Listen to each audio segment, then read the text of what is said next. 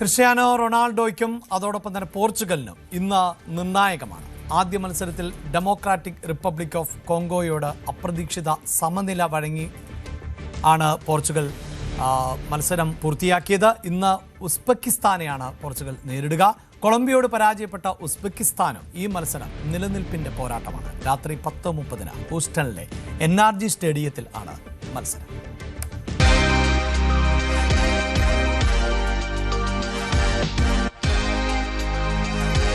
Portugal സമ്മർദ്ദത്തിലാണെന്ന കാര്യത്തിൽ സംശയമില്ല. എന്നാൽ ഏത് സമ്മർദ്ദവും അതിജീവിക്കാൻ പോന്നവരാണ് അമരത്ത്.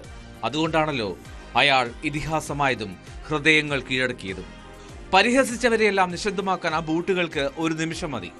6ാം ലോകകപ്പ് കളിക്കുന്ന ക്രിസ്ത്യാനോയ്ക്ക് ആദ്യ മത്സരത്തിൽ പ്രതീക്ഷയ്ക്കത്ത് ഉയരാനായില്ല.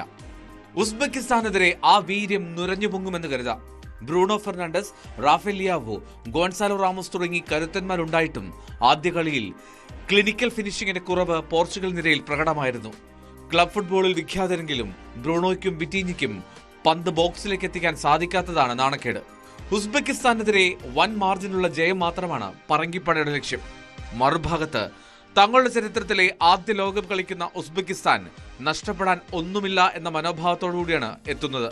ആദ്യ മത്സരത്തിൽ കൊളംബിയയോട് 3-1 പരാജയപ്പെട്ടെങ്കിലും കന്നി ലോകകപ്പ് ഗോൾ കണ്ടെത്തി ഫുട്ബോൾ ലോകത്തിന്റെ കൈയടി നേടാൻ വൈറ്റ് വൂൾസിന് കഴിഞ്ഞു.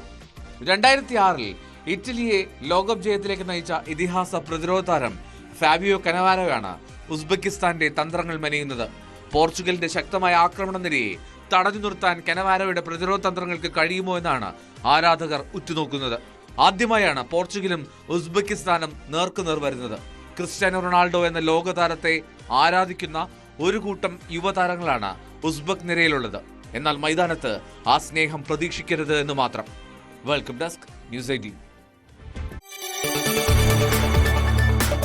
കൂടുതൽ വാർത്തകൾക്ക് news 18 Keralam YouTube channel subscribe ചെയ്യുക.